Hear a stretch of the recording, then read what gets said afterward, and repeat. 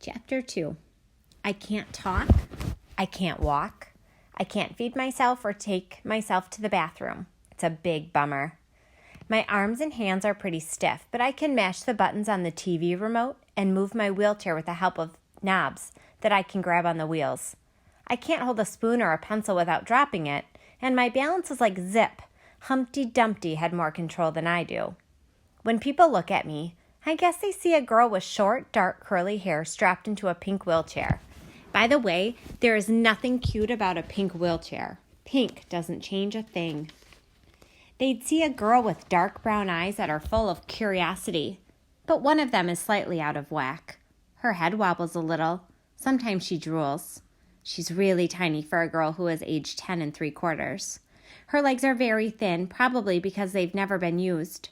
Her body tends to move on its own agenda, with feet sometimes kicking out unexpectedly, and arms occasionally flailing, connecting with whatever is close by. A stack of CDs, a bowl of soup, a vase of roses. Not a whole lot of control there. After folks got finished making a list of all of my problems, they might take time to notice that I have a fairly nice smile and deep dimples. I think my dimples are cool. I wear tiny gold earrings. Sometimes people never even ask my name, like it's not important or something, but it is. My name is Melody. I can remember way back to when I was really, really young. Of course, it's hard to separate real memories from the videos of me that Dad took on his camcorder. I've watched those things a million times. Mom bringing me home from the hospital, her face showing smiles, but her eyes squinted with worry. Melody tucked into a tiny baby bathtub. My arms and legs looked so skinny, but I didn't splash or kick. Melody propped up with blankets on the living room sofa, a look of contentment on my face. I never cried much when I was a baby. Mom swears that's true. Mom massaging me with lotion after a bath. I can still smell that lavender. Then wrapping me up in a fluffy towel with a little hood built into one corner. Dad took videos of me getting fed, getting changed, and even me sleeping. As I got older, I guess he was waiting for me to turn over and sit up and walk, but I never did. But I did absorb everything. I began to recognize noises and smells and tastes, the whump and whoosh of the furnace coming alive each morning, the tangy odor of heated dust as the house warmed up, the feel of a sneeze in the back of my throat. In music, songs floated through me and stayed. Lullabies, mixed with the soft smells of bedtime, slept with me. Harmonies made me smile.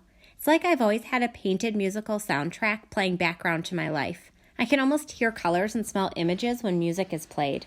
Mom loves classical music. Big, booming Beethoven symphonies blast from her CD player all day long. Those pieces always seem to be bright blue as I listen, and they smell like fresh paint. Dad is partial to jazz, and every chance he gets, he winks at me, takes out Mom's Mozart disc, then pops in a CD of Miles Davis or Woody Herman jazz. Jazz to me sounds brown and tan, and it smells like wet dirt. Jazz music drives Mom crazy, which is probably why Dad puts it on. Jazz makes me itch, she says with a frown as Dad's music explodes into the kitchen. Dad goes to her, gently scratches her arms and backs, and then engulfs her in a great big hug, so she stops frowning. But she changes it back to classical again as soon as Dad leaves the room.